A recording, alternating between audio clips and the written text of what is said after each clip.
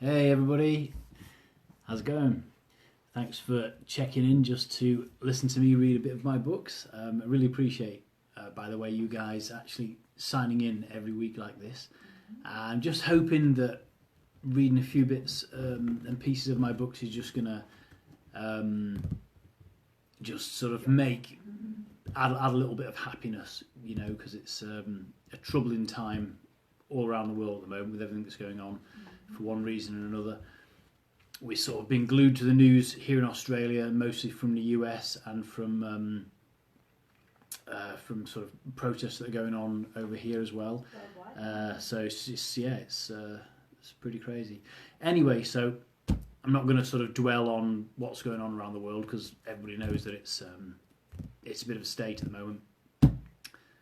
So instead, I'm pretty much going to get right into it. I've got a few really good bits that I wanted to read to you today. The second half, we're still on my second book, Don't Need the Whole Dog. This is the last time you'll be seeing this cover, by the way, which is one of our delightful original homemade efforts, where we actually bought an action man and a cuddly monkey and a little toy doll's house that was sort of similar in scale, and then I printed out a picture of a yacht to represent the sailing stories, and stuck it on a piece of cardboard, and then assembled them into this sort of pose. Bless her, Rue took the picture, and I cut it out inexpertly in Photoshop, and that was the genesis of this cover. And I mean, it's crap, let's face it. But it did the job for how many years? Yeah, that's true. It's we've sold a few copies, but I did always feel that a few things were holding it back, and one of them was the cover. So this one's got a great cover now of a dog on a scooter, which was my dog when I was in Thailand, because everywhere I go I seem to end up with the dog. And this one was a pretty sick dog, a sick puppy. Everyone at the clinic where I was volunteering in Thailand called the dog Scabbers, because she was just covered in these horrible sores and needed constant treatment for it. So I sort of took her home and used to treat her in my bungalow and that, or near my bungalow, not inside. My bungalow was like 2 square meters. There's not room for anything else in there. A little mouldy. Rue says my bungalow was mouldy. It was not mouldy. It was mouldy, and they wouldn't let anyone else live there. But okay, yeah. So admittedly, it was there. Yes. When I moved into my bungalow in Thailand, it was not fit for human habitation, according to the lady who rented me it. But I liked it. It was cool. You know, my stuff did go mouldy, but it was less than £3 a night, so I wasn't complaining. It had a separate ensuite bathroom, which is down some stairs, it was a bucket with a hose. It had a hose. It had a hose. The shower was a hose. It was only cold, but did the job. Had a bucket to flush the toilet, which means it had a toilet. So I was already ahead of a significant portion of the Thai population in terms of luxury. So I was kind of happy with that. And I was there. I was literally just trying to find the right stories to read. I was just reading about the bit where I arrived and I had my plane ticket booked back in 3 months, and I was like, I shall be here for 3 months. And 3 months later, or about 3 months and a few days incidentally, on Christmas Day, I was getting drunk in my bungalow with my good friend Linda when I realised that I actually should have been on a plane yesterday, and apparently wasn't going home. And so I stayed there. I was there for nearly a year in total, so it was a great time. Anyway, so I'm going to read a little bit from my stay in Thailand. This is the only bit I'll do from Thailand. Then next week I'm going to crack on with Kamikaze Kangaroos, because it's one of my favourites. A lot of people like that one, and I get to embarrass Rue as well because she's in that one, so I can tell all sorts of crazy stories about her. Anyway, so here we go. I'm going to start with. I'm actually going to start just. I'm going to do the end of a chapter just to sort of for context. The people, for those of you who don't remember, because obviously it's been long ago that I wrote this, probably a while since anybody watching this read it.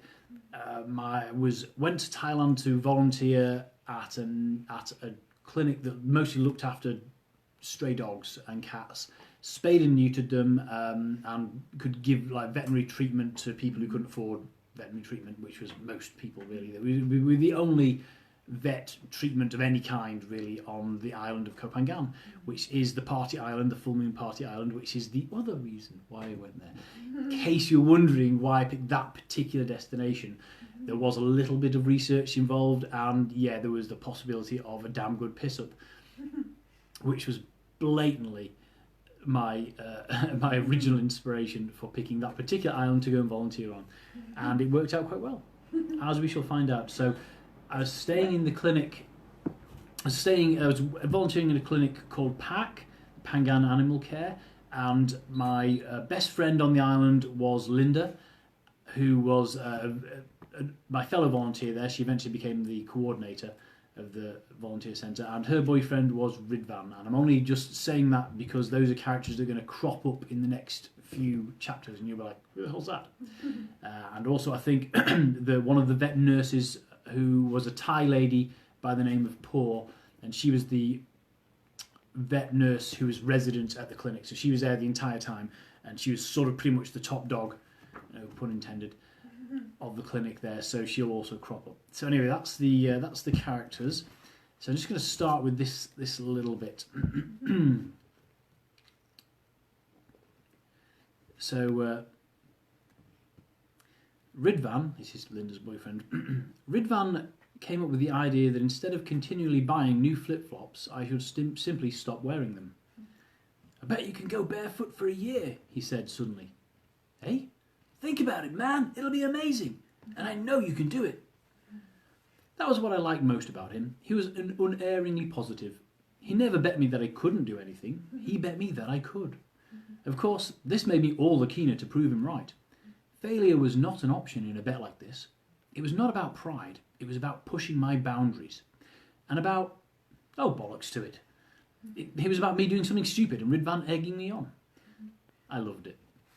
And I hated wearing flip-flops anyway.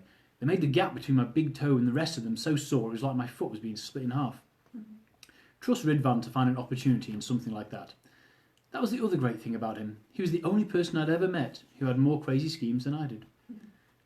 And from then on, they all involved me. I don't know, Ridvan, a year is a long time. I'll be back in England by then. For as long as you're in Thailand then. Come on, man. His eyes are positively shining with excitement. I know you can do this, man, because you're you. When we drove down to the clinic to tell Linda about it, she gave me her best, "You're an idiot" look. "You're an idiot," she said, in case the look wasn't clear enough. "Don't be such a downer," Ridvan told her. "No one else could pull this off, but Tony can." "Tony is the only person stupid enough to try," she fired back. She fixed her gaze on Ridvan. "Are you going to go barefoot for a year?" "No way, man, that's crazy." At this, Linda shook her head and went back inside. I'd have kicked off my shoes in a symbolic act of defiance if I'd had any shoes to kick off. But I didn't, so instead I stared down at my bare feet, sunburnt and filthy and covered in mosquito bites. They didn't look like they could get much worse. So I shook hands with Ridvan and the bet was on. And I never again wore shoes in Thailand. My bare feet met with mixed reactions in the clinic. Linda was disgusted with me for being so gullible. Avril, my boss, was concerned, as she would have to do the paperwork if I got bitten by a snake in the back garden. No one else cared one way or the other, so long as I did my job and kept them supplied with subdued patients and an endless supply of clean towels. At this point, some great switch in the sky was flipped, and the rains began. The Thai wet season was characterised by several intense downpours every day, though they quite often blended into one another in an unrelenting deluge of biblical proportions. I took my time exercising the dogs and invariably got soaked in the process, as I had to step gingerly through the long grass and dirt tracks skirting the trail. My feet would toughen up soon enough, I figured. This way I got to spend more quality time with the animals in my care. Plus, when I wasn't at the clinic, I was spending most of my time underwater anyway, so it didn't make sense to complain about getting wet. I was also keen to become a more useful member of PAC. This adventure wasn't only about giving my time to a worthy cause, it was about learning new skills, challenging myself, and pushing the boundaries of my comfort zone. Not that I dared tell the clinic staff this. Not in so many words, at any rate. They delight in putting me outside my comfort zone, and probably a fair bit further than I planned on going. Although things were much more relaxed between us now. I had no illusions about who held the power. When Avril had first explained that the entire staff of the clinic was female and that there hadn't been a male volunteer for quite some time, visions of scantily clad nurses vying for my attention quite naturally filled my head. But the reality was rather more brutal. I was alone, in enemy territory, and I was heavily outnumbered. I think it's fair to say there were downsides. I'd already told the nurses that I could handle watching a surgical procedure. They'd never have any respect for me otherwise. Not that they had much now, but they weren't used to having blokes volunteering with them. I carried the honour of my entire gender on my shoulders. It was time to be a man. So I bravely volunteered to assist in the next surgery. Never mind that I'd fainted in bleeding part 1, the 5th lesson of my first aid course I'd taken in college, and never mind that I'd fainted in bleeding part 2 as well. It would have been less embarrassing if I'd actually been bleeding rather than just been listening to a lecture about it, but still, I'd come a long way since college and spent a fair bit of time bleeding myself, without fainting, if you must know. I figured I could man up, tough out the surgery by not looking too closely at the icky bits, and it would be over in a flash. The girls were experts after all. It was rare for an op to take longer than 15 minutes. What I didn't know, and in hindsight probably should have, was that the planned operation was a castration. Desexing, they call it, to make it sound more sexy. Certainly less violating. But what's in a name, eh? They were still going to cut the balls off some poor son of a bitch. I could only be glad it was a dog, though one of the nurses had developed a habit of smiling sweetly at me and making a snip-snip gesture with scissors whenever I told a bad joke, which was pretty often. The poor dog, sound asleep, was strategically shaved and had a green cloth draped over him. The cloth had a small, square hole in it, which came to rest precisely over the nutsack, with the balls protruding from the middle of it. I winced when the nurse Amanda gave them a forceful prod with one finger. I reckon that would have woken me up regardless of the anaesthetic. Deciding everything was ready, she grasped one bollock between fingers and thumb, tugged it slightly away from the body. I nearly dropped to the floor in sympathy when she squeezed the scrotum, tightening the sac to make its delicate contents more prominent. Then she reached out for the scalpel I was holding. She took it, raised, aimed it, lowered it, and that was as much as I could take. Something about the coldness of the razor-sharp steel, the way it slid through that nutsack like opening a zipper, it affected me deeply. I had no choice.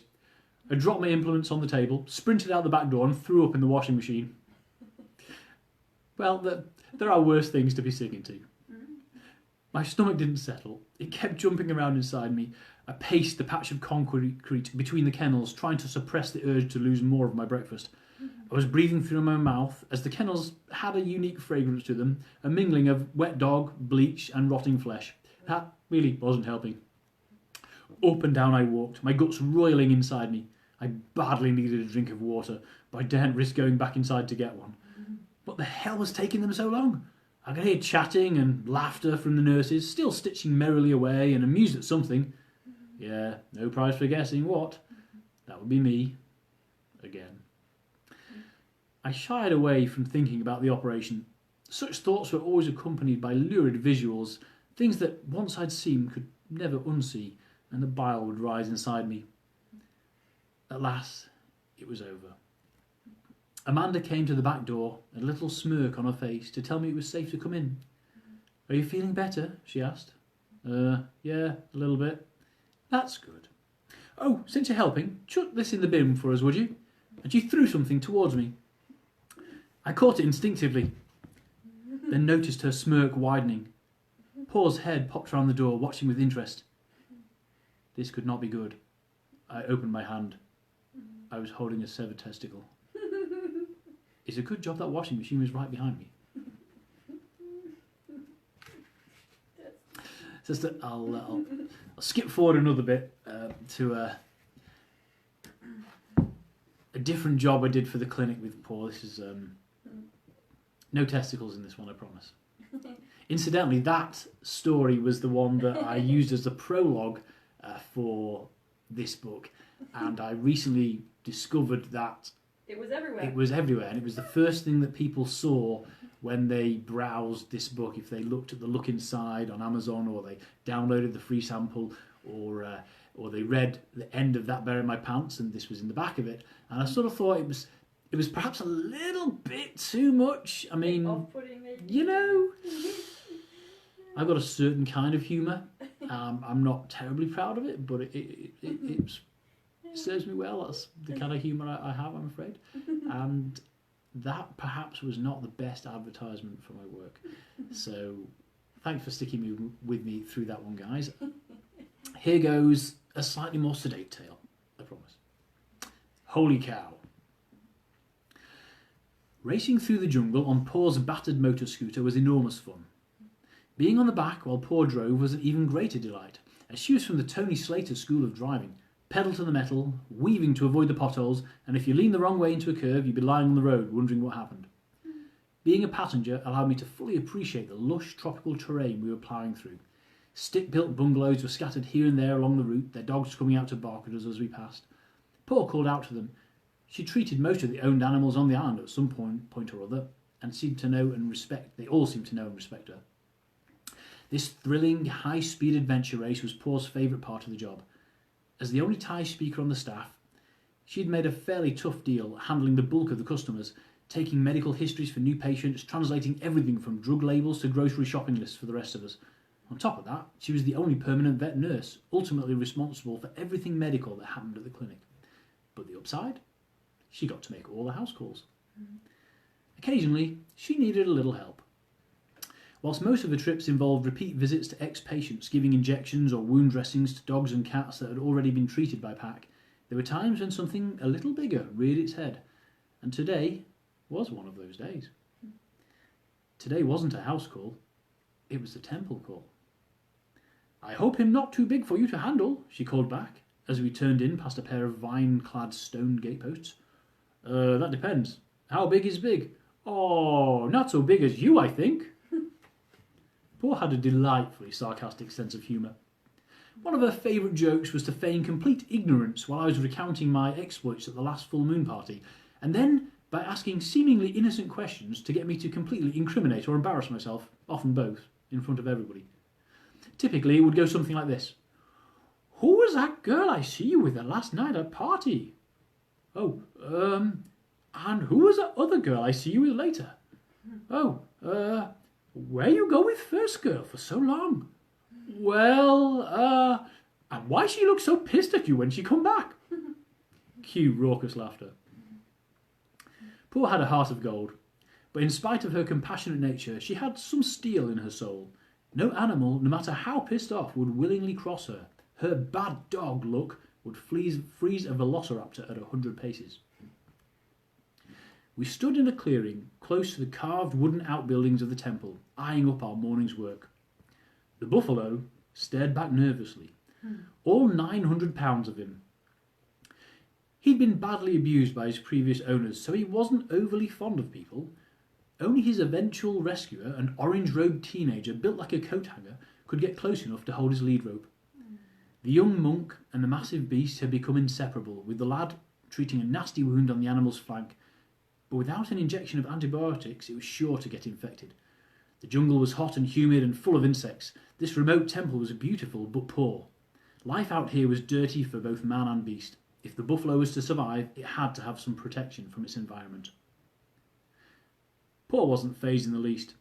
Chatting to the monks who emerged to watch us, she quickly came up with a scheme for restraining the massive creature.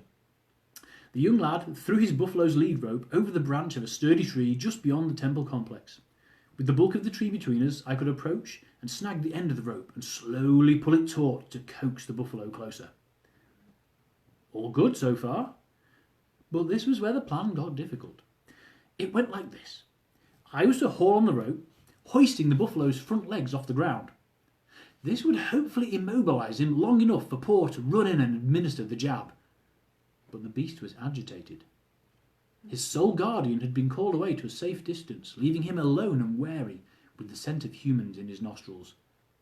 There wasn't much we could do apart from follow the plan. An elderly monk stepped in to give a hand as Paul poised herself for the run. We hauled on the rope with all our might. Nothing happened.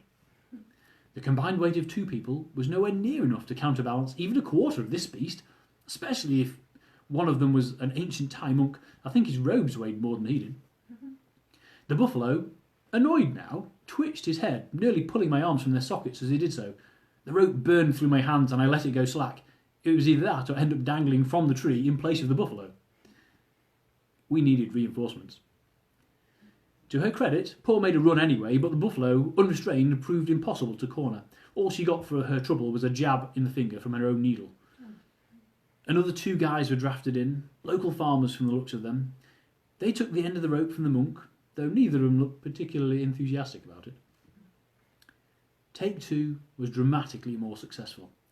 As the buffalo took a threatening step forward, all 3 of us threw ourselves onto the rope, and it was just enough to hoist his 4 quarters off the ground. He gave a bellow of dismay, which Paul took as her cue. She darted in, syringe in hand, just as the buffalo began to swing. He was trotting towards us on his hind legs, while his front hooves made the same running motion in fresh air. He was swinging right at us, as heavy objects in suspension tend to do. What the hell were we going to do? If we dropped the rope and ran for it, we'd never be able to try again. He was already way too spooked by this unnatural treatment. So he hung on, scrabbling frantically around to the other side of the tree. We fell over each other in our desperation to keep solid wood between those horns and our fragile bodies. Suddenly, I needed to pee really badly. And the buffalo kept coming. We held on for grim death, but the Thai guys were yelling at each other in fear. In a few seconds, either the buffalo was going to swing right into us, or we'd all end up twined around the tree like ribbons on a maypole. Closer! All of us were full on dangling from the rope now, one tangle of terrified humans versus one seriously pissed off cow. The Thai forehead bounced off my shoulder, and for a second I thought the beast had reached me. Then Paul gave a yell of triumph. She braved the flailing hooves and the very real danger of us letting go and dropping half a ton of angry cow on her, and delivered the drugs. We backed away, easing off on the rope, and hoping the buffalo's first move, once he regained his freedom, would not be to charge straight over the top of us. But no, he'd had enough. He retreated from the group, not at high speed, but more of a tactical withdrawal, reversing wearily all the way to what he considered safety. His young handler walked over, tut-tutting at him under his breath, and laid a comforting hand on the beast's back. And that was that. Paul bowed to the monks, and we climbed back aboard the aging scooter, speeding back through the jungle towards the clinic. "You never expect to do that, huh?" Paul sounded exultant after her heroics. "No, never." I could hardly believe what I'd just been involved in. "Hopefully him be okay now," Paul explained. "The young monk tell me if him still sick, but I think him get better." We paused at a junction, and she turned in the saddle to give me a truly wicked grin. "If not, we do same thing next week, huh?"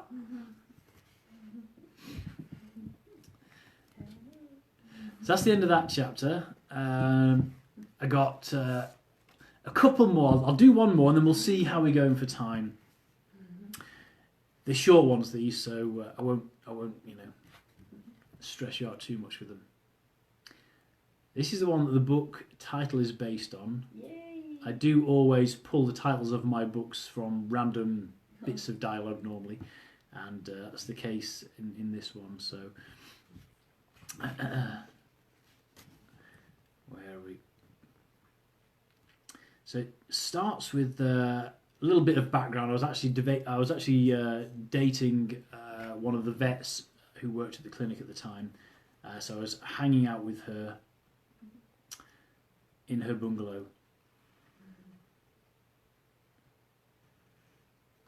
Just finding where's a good place to start, really. Yes, so I was hanging out with her in a bungalow, and we were just talking about a volunteer that she'd actually had to fire because she was just too sort of crazy, really, too sort of unreliable. And it got us to talking about a dog that was equally crazy, who would kind of sneakily name the volunteer after behind her back, and how crazy that dog was, how genuinely crazy.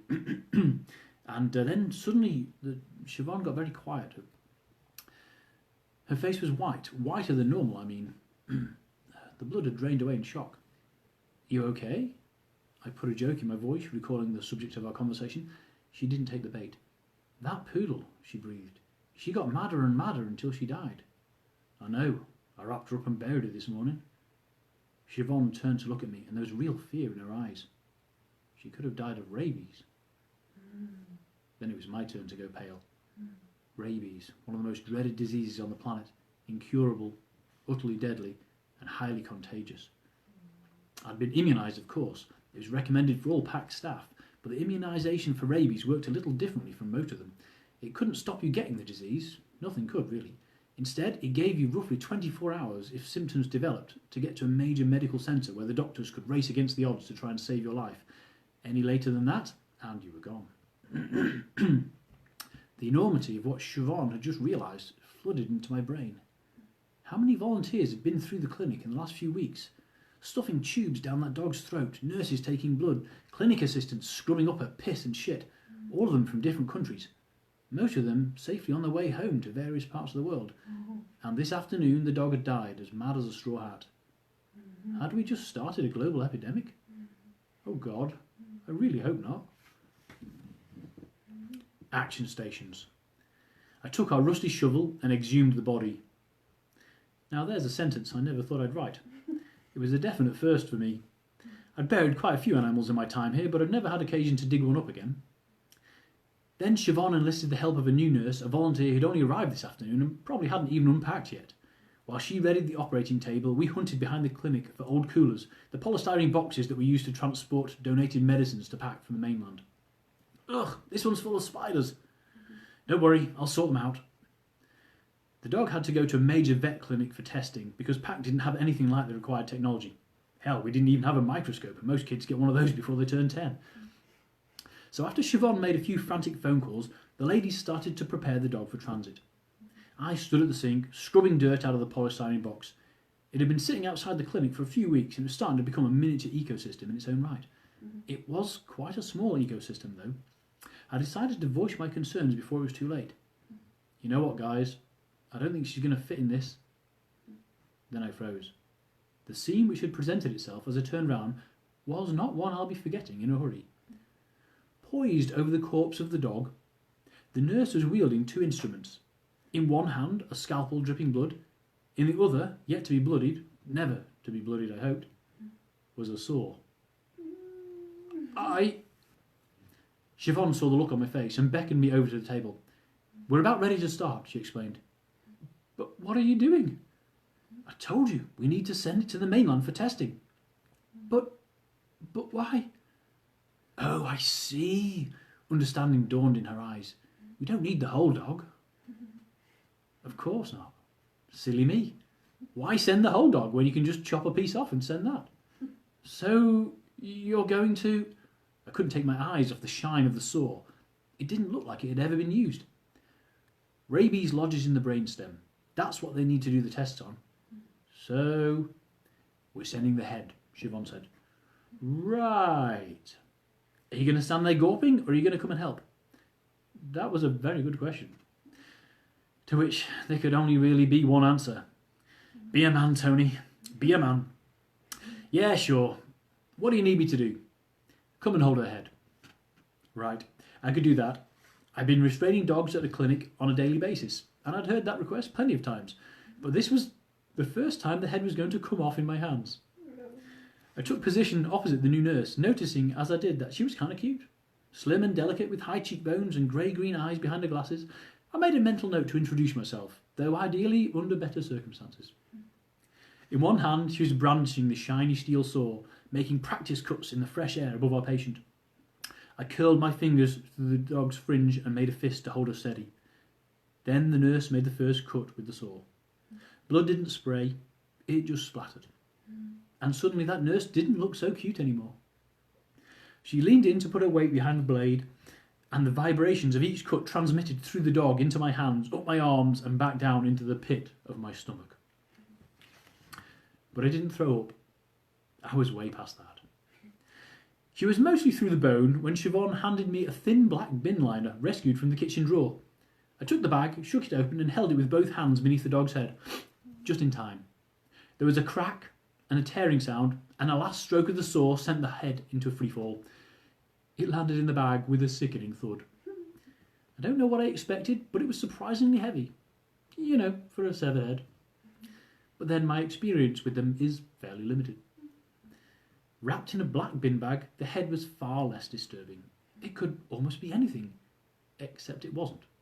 It was the decapitated head of the dog, shortly to be placed in a now spider-free polystyrene box.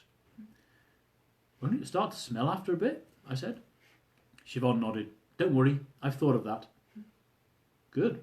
So, would you mind nipping down to 7-Eleven and getting a bag of ice? It was such an innocuous request. I was almost grateful.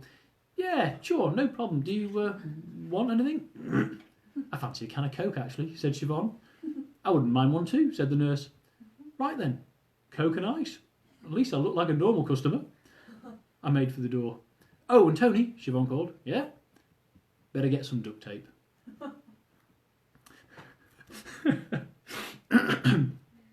By the time I returned with the corpse disposal kit, the head was wrapped in several layers of plastic. Siobhan held the thing while I cocooned it in duct tape, and together we placed it gingerly into the cooler full of ice.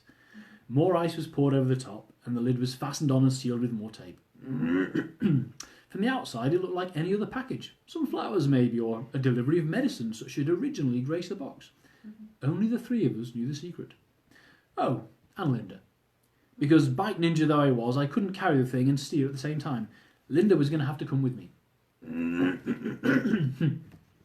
Now, Linda and I have a long-standing disagreement about the driving of motorbikes.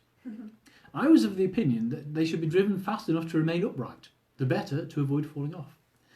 She felt that they should be driven slowly enough that you wouldn't hurt yourself even if you did fall off. Okay, so she would say that I was a speed freak.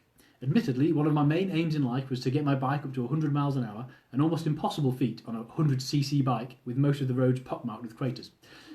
And I'll also admit that terrifying Linda was a hobby of mine because it was fun and easy and the damage was only psychological. Unfortunately, she'd yet to master the art of riding two up with a passenger on the back, which meant that not only did she have to put up with my driving, she also had to carry the box. When she left me at the ferry to the mainland, I carried the box on board, being careful to place it so it would be wedged upright in the baggage area. The usual ordeal of scuffling over beds was over quickly, and the boat pulled away into the night. I'd only just made it. Call me disorganised if you like, but I hadn't left much room in my schedule for decapitation. Now it was all over, I could relax. Nothing much could go wrong, unless one of the other passengers had a similar cooler full of soft drinks and opened up the wrong one by mistake. I'd developed a habit over the last few visa runs of escaping the sleeping area as soon as we were at sea. To do this, I squeezed out of one of the windows and sat on a narrow ledge, barely a handspan wide, that ran around the outside of the boat at deck level. Discovering these 8 inches of private accommodation had been one of the happiest moments of my life. After worming my way out of the window, I folded myself up like a gargoyle and perched with my heels on the ledge while the Gulf of Thailand churned away a couple of metres beneath my toes. There I could be alone with my thoughts, to dream of the future, of a life lived in Thailand, of maintaining my little circle of friends through many more adventures, and on until the end of time. I was utterly content here. I was happy. Then a scruffy head poked through the window, and I braced myself for a balking. Mind if I join you? Said the man. Why not? I replied. So he climbed out and sat on the ledge, sparking up a spliff he'd brought for the occasion. Can't sleep otherwise, he explained. We sat in companionable silence for a few minutes. Then I said to him, I bet I've got stranger luggage than you. The stranger considered this, puffing on his joint. Okay, what do you got? You first, my bet. Fair enough.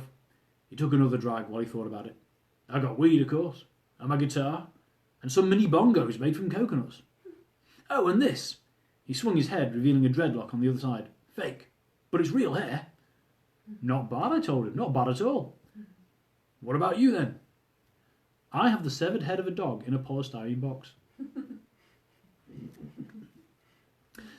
Mrs. Dar met me at the docks as usual. 5 a.m. never looked any prettier in Suratani. While we waited for the rest of her customers to show up, I asked about the vet who'd agreed to meet us.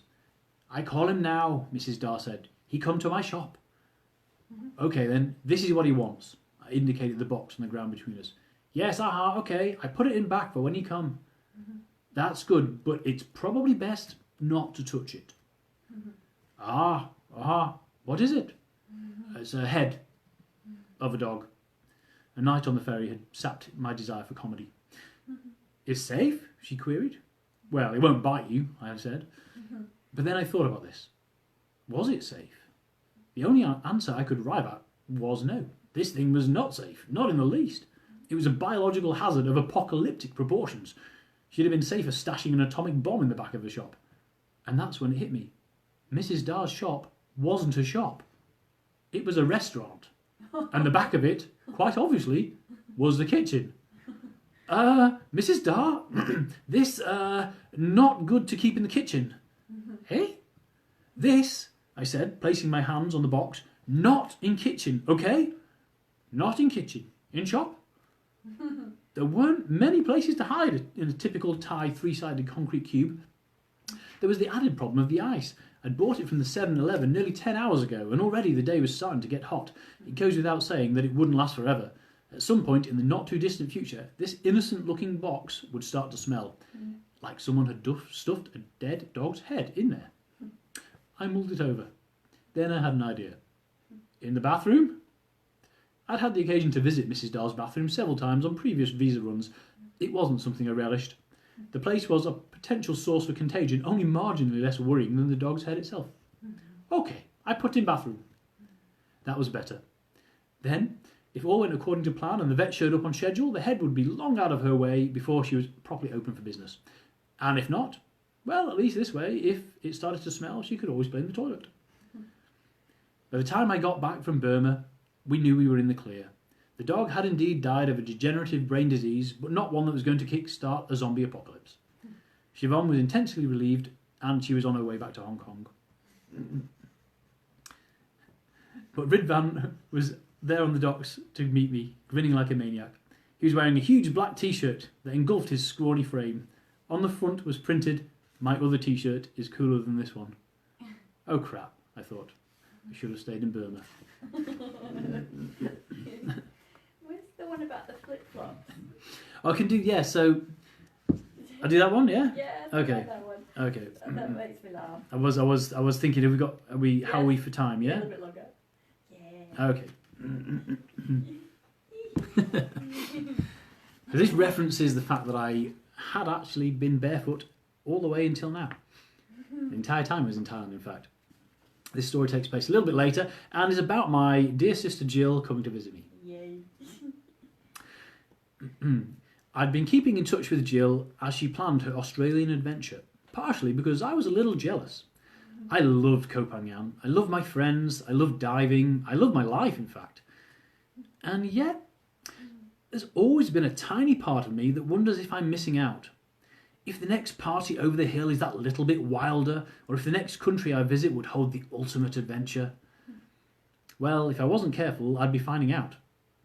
Jill was constantly trying to convince me to come with her, and her planned stopover in Thailand would obviously be spent trying to persuade me in person. I was quite looking forward to seeing her. So I booked a super posh hotel in Bangkok and bought a bus ticket up there, intending to meet her at the airport and bring her back to my island paradise myself. I wanted to be there when she first saw the place and say to her, "See, this is why I didn't come home." I felt sure she'd understand. "Surely you're going to wear shoes in Bangkok," said Linda. "Nope," I replied. "Oh, Tone, you know what your sister's going to say?" "That I'm an idiot." "If she does, will you believe her?" "Linda, I never doubted you in the first place. I just love hearing you say it." "Well, I won't. But be careful, okay?" "I'm always careful." She let the rolling of her eyes do the talking for her on that one. The long trip north on a huge double-decker coach was uneventful except for one thing. We stopped for food in the equivalent of a motorway service station, somewhere in the middle of the country. There was a vast empty gravel car park with a toilet block and a restaurant grouped close enough together at one end that the smell from one of them overpowered the other. I'll leave it to your imagination which way round that was. All I'd eaten in the last 10 hours was a Mars bar, a parting gift from Linda, who knew me well enough to predict that I'd forget to bring any food with me. I made sure I was one of the first off the bus, as nothing makes a public toilet experience less pleasant than using it directly after 50 plus other people have dropped their guts in there. After that, we had half an hour to get some grub. As this was an overnight bus, it was somewhere around midnight. Darkness stretched impenetrably in all directions, and the solitary beacon of light was the restaurant next to the toilet. So that was the dinner spot chosen then. I was famished. I queued up with everyone else and was given a choice from 3 vats of brightly coloured curry. The signage was all in Thai, but the options were blood red, piss yellow, and poo brown. "What's this?" I inquired, jabbing a finger at the glass. "This?" The server's finger hovered over the poo brown. "Yes. It's chicken." Oh, that sounded plausible. More so than it looked, at any rate. "And this?" I pointed at the yellow pot next to it. "Is chicken." Okay. So chicken was definitely featuring on the menu then. Well, that was okay. It was the safest thing to eat anyway. Not much can go wrong with chicken, to my way of thinking, unless I'm cooking it. "And this?" I gestured towards a bubbling pot of blood.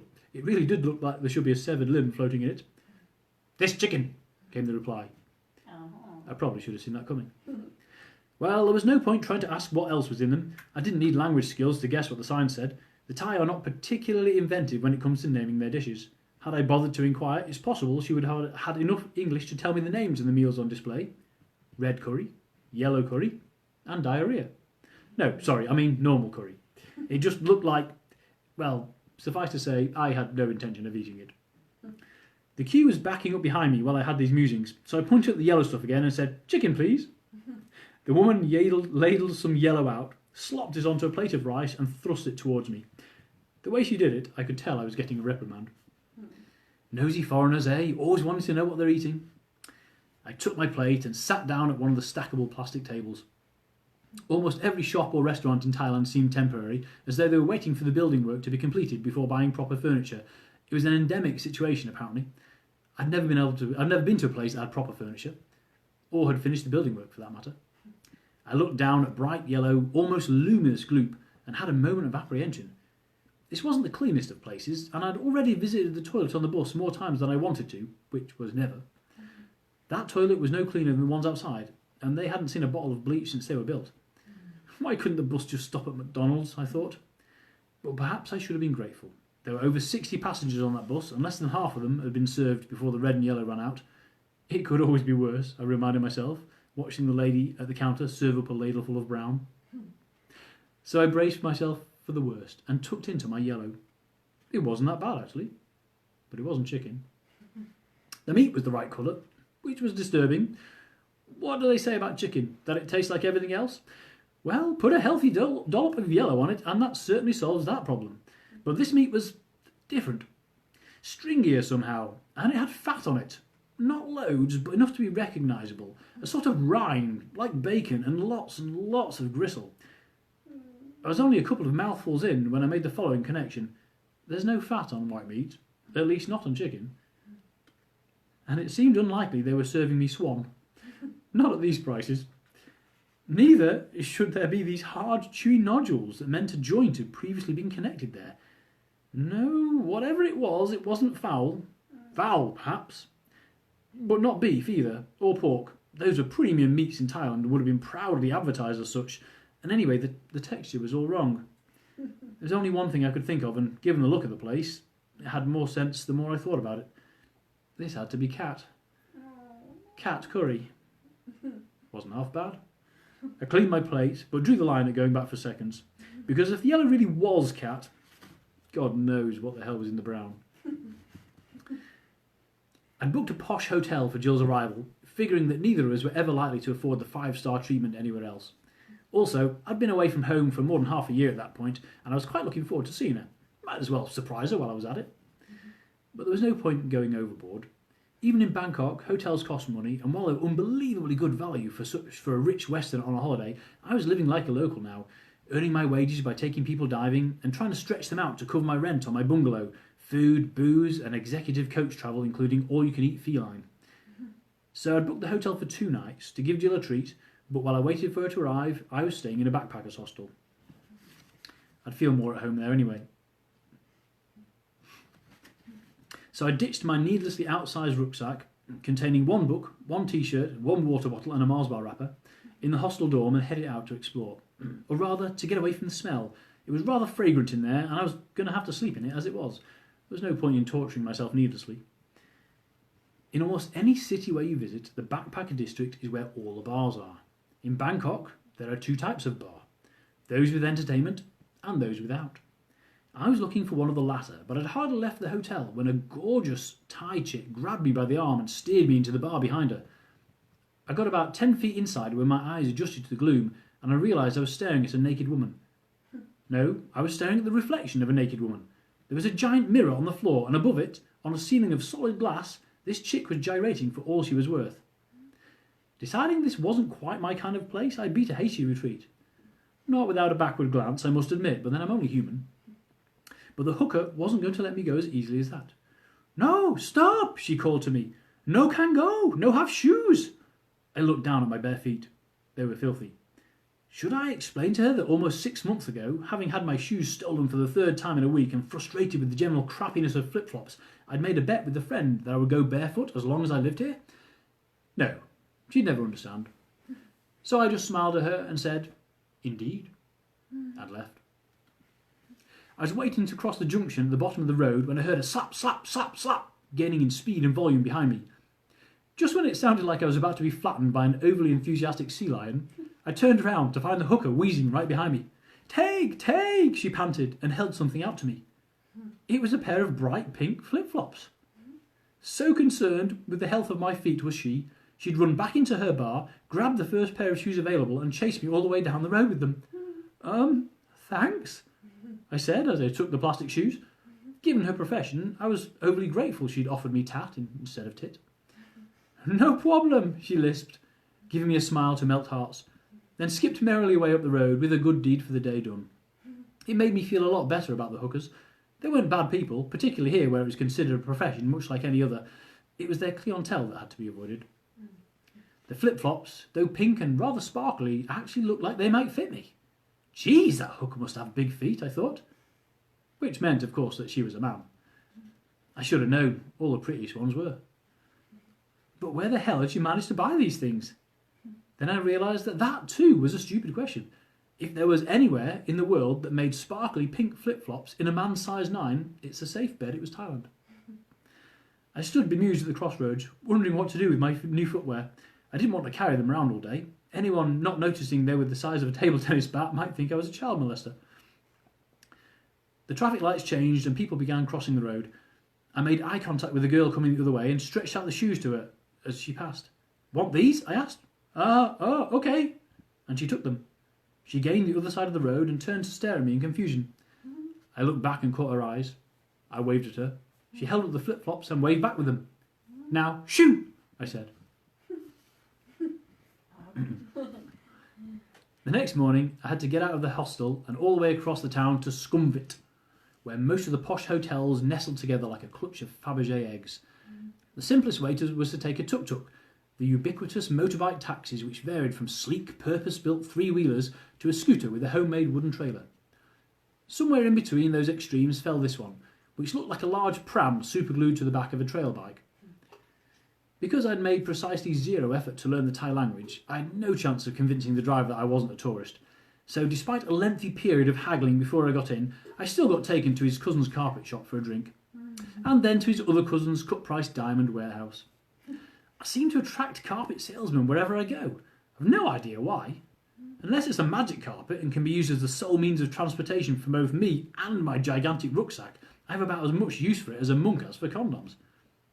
And as for the jewellery, part of me wished I'd learned Thai just so I could ask my driver if anyone had ever made a purchase from his cousin the diamond merchant. I mean, really, would the kind of person who could afford designer jewellery, even at half price, ever get into a tuk-tuk? No, not a chance. And I was barefoot, for God's sake. Even the hookers were taking pity on me. I had to admire this guy's optimism, but there comes a point where it crosses the line into blatant stupidity. If I was disguising my wealth, I was doing a damn good job of it. But I had a nice drink, a frustrating 2 hours in Bangkok's infamous traffic jams, and I saw some lovely carpets. No magic ones, though. I barely had time to check in at the posh hotel, and had to invest in a proper taxi if I was to have any chance of getting to the airport before Jill did. Hell, I'd be lucky to make it if we left at the same time, and she was coming from London. So, if you ever feel the urge to moan about your rush hour commute, think of the thousands of poor sods trying to get anywhere at any time of day in Bangkok. If it's anything less than 5 miles, you're honestly faster walking. I reached the arrivals terminal only minutes before her plane landed. Then I waited 2 hours while she cleared customs, the speed of the traffic in Thailand being second only to the speed of their bureaucracy. Still, it gave me some time to think about the surprise I had planned for her. She'd probably assume I'd found cheap beds in a hostel for us, as that was my usual style. Instead, I was going to blow her away with the kind of opulent luxury she'd never even dreamed of. For 2 nights. Then we were catching the train back towards Koh Phangan and my mouldy bungalow. I was grinning with sheer anticipation. What would she say when I told her? How would she react? She'd think I was joking perhaps, but I'd tell her the truth. I'd done it for her, because she was my sister and she was worth it. Then the doors hissed open and Jill emerged, pushing her backpack on a trolley. She made it through the press of taxi drivers holding their little signs, passed through the opening in the crowd control barriers and caught sight of me leaning nonchalantly against a column. She took one look at me and stopped dead, eyes wide in shock. "Oh my God! Tony, are you okay? What's wrong?" It wasn't exactly the greeting I'd expected. "I'm fine, thanks. How are you? Nice flight." It was okay, yeah." "Tony, are you sure you're okay?" There was genuine concern in her eyes. "'Cause, dude, you look like shit." I looked down on myself, feeling a bit defensive. Okay, so I was barefoot. Itself a strange enough phenomenon in the gleaming white-tiled airport, but then I'd been barefoot all day. Indeed, for quite a lot longer than that, as the state of my feet could attest. They were black, utterly, disgustingly filthy, and cut and scabbed in dozens of places. My jeans were ripped because all my jeans were ripped. I have no idea why. It seemed to be an endemic problem in my life. They were also blood-stained and baggy and rolled up a bit at the bottom to reveal the full glory of my feet. I was wearing a sleeveless top, as in a regular top, which I'd cut the sleeves off with a kitchen knife. The frayed edges and sweat rings, it was hot and humid outside, didn't do much to help my image. But to top it all off, I'd planned on shaving at the hotel, but had run out of time. It had taken me so long to get there that I had to check in and then leg it to the airport. I had several days' growth of beard, my hair hadn't been cut since I left England, and the impossibility of sleep in a Bangkok backpackers hostel had contributed a lovely pair of dark bags like bruises beneath my eyes. Filthy, skinny and dressed in rags, it's fair to say I looked like a homeless person. "I'll carry my own bag, thanks," Jill said when I reached down to grab it from the trolley. "Don't want anyone to think you're trying to rob me." "Hey, I'm not that bad." "Dude, seriously, all you need is a dog on a piece of string and a bit of cardboard that says 'this dog is hungry' on it. You can make a fortune." "Well, I meant to have a shave, but..." "A shave? Dude, you look like you're a heroin addict. Please tell me you don't have razor blades in your pocket." "No, they're back at the hotel." Can't believe security let you into the airport. Jill had a point. I hadn't felt at all self-conscious when I checked into an executive suite at the Royal Parkview Hotel. Now, as I padded across the opulent marble-clad foyer, I did wonder why I hadn't been thrown out on sight. It didn't help that Jill had been taking the piss out of me since we left the airport. She'd stopped for ages outside the underground station, peering in all directions. When I asked her what she was doing, she told me she was wondering where I'd left my shopping trolley. Fortunately, the desk clerk at the hotel didn't bat an eyelid as I shuffled past into the plush carpeted lift. Maybe the colour of my credit card had impressed him. Safe in the lounge of our cavernous suite, we could finally relax. Jill said that 3 things amazed her: how tired she was, how expensive our room looked, and how the hell I'd managed to check into it without being arrested. "There's worse people off here in Thailand," I told her. "That's why they need people like me here. I fit right in amongst the hippies and the long-lost backpackers." Jill cast a weary eye over me once last time before retreating to her bedroom. "The only thing I've seen around here that looks worse than you is the dogs," she said, which I guess was true, and that was also why I was here. I'm nearly done with this one now. A day in Bangkok flew by. We took the monorail to a gigantic shopping centre, walked all around it and bought nothing. Jill took one look at the crush of motor scooters thronging our road and told me she was amazed I was still alive. I showed her my accident scars, now fading, and she decided she wasn't going anywhere near a bike, which was going to make getting back from the pier tricky, as that's where I'd parked ready for our triumphant return. But never mind, she'd ease up. We took a tuk-tuk ride purely so Jill could have the experience, and inevitably ended up at a cousin's shop, where they tried to sell me a tailored 3-piece suit. We got quite a giggle out of that. Back in the tuk-tuk, Jill treated me to a shaky rendition of what a difference a shave makes. Then we retreated back to the serenity of our hotel to luxuriate in the spa and goggle at the sheer grandeur on offer. It didn't seem likely we'd get to stay in a place like this again, short of winning the lottery, so we consoled ourselves by stealing everything that wasn't nailed down. No, only kidding. But I did take a couple of towels, because, well, hotels expect that, and mine had been out on the dive boat with me every day. It was in such a poor condition that Jill suggested I donate it to the clinic for mopping up unpleasant bodily fluids. I won't tell you what she suggested I do with my jeans, but I think it required holy water. And then we had to leave the lack of luxury and ride the underground back to the station. It was with childish delight that we discovered the underground signs were in English. Jill cackled like mad and dug for her camera, which I praised her for being clever enough to have one. I would have been gutted to miss this shot. Signs hanging from the roof directed passengers to their platforms, indicated by the station at the furthest end of the line. We were going to Bangkok, just like most of the people around us, which was far less interesting than the station at the other end of the line. So we led it around to the other platform, where Jill snapped a great pic of the sign hanging from the roof. To Bang Sue, it read.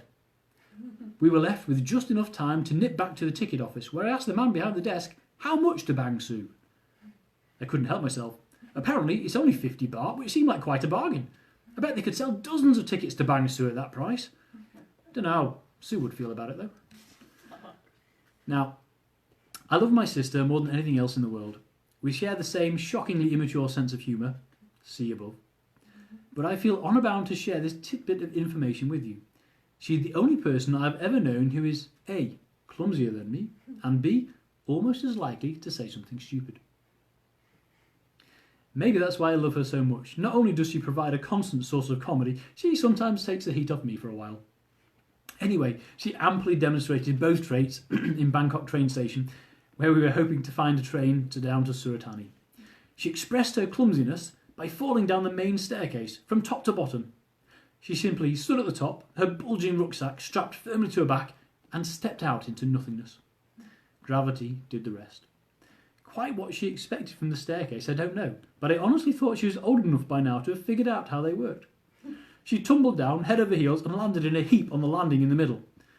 By itself, this would have been more concerning than amusing, and I was already rushing to help her when she tottered to her feet, took a second misstep sideways, and fell all the way down the second flight too.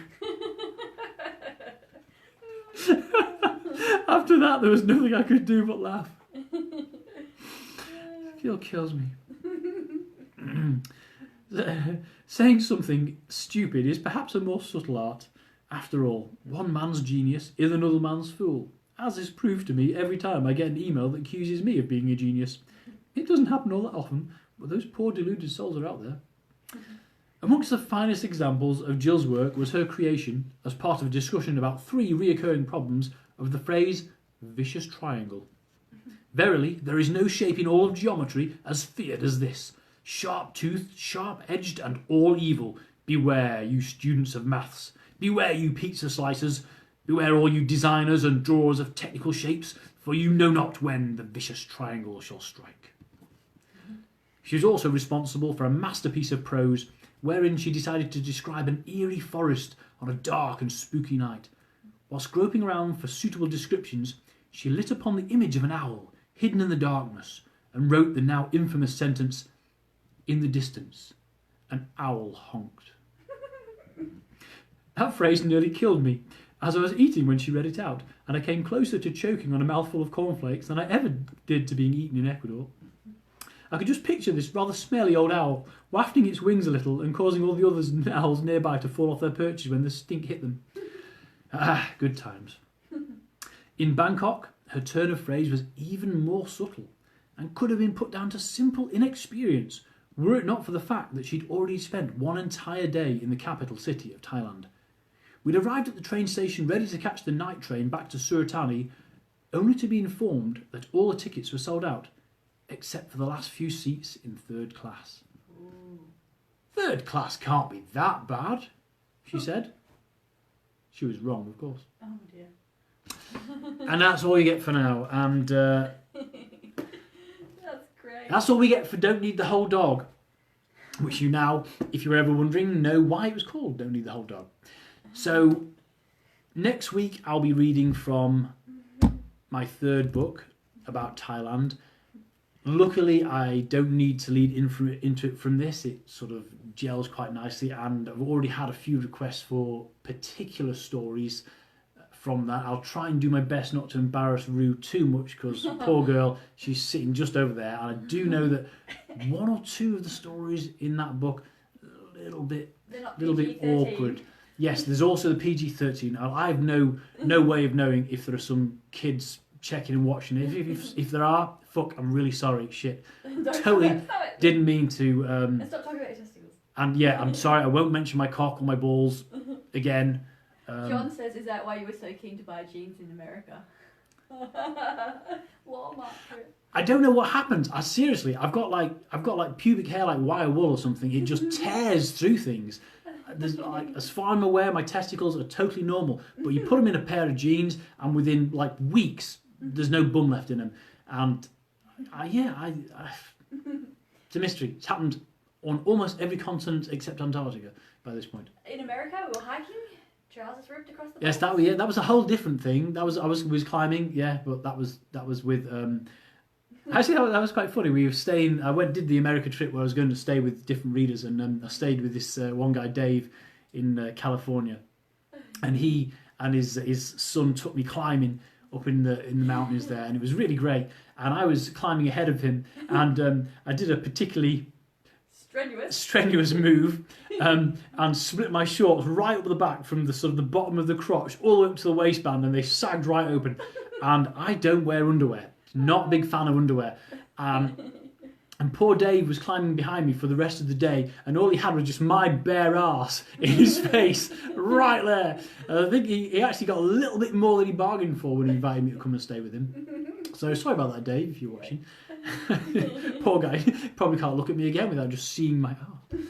Anyway, right, we are Definitely done for tonight. Yes. If Rue says it's too much information, she's the ultimate arbitrator. Yes, and Susan did give you a pair of shorts while you were in Florida. Yes. We got lots of shorts. I was constantly being given clothes. I don't know why. Pants especially. I was multiple pairs of pants. I wonder why. Anyway. Oh, maybe. On that delightful note, I will leave you all. Thank you very much for staying with me, guys and girls, and look after yourself. Stay safe. Kamikaze this time next week. And yeah, until then, I hope you're all happy and safe, and yeah, that's it really. That's as far as I got. Happy and safe, and no more platitudes to offer. Just it's a crazy world out there. And so if you want to look do after something yourselves. fun, play with some Lego. Yes, I have been playing. Stress relief. I've been playing with Lego lately, but we won't go into that because look at that, we're out of time. So thank you very much, and good night.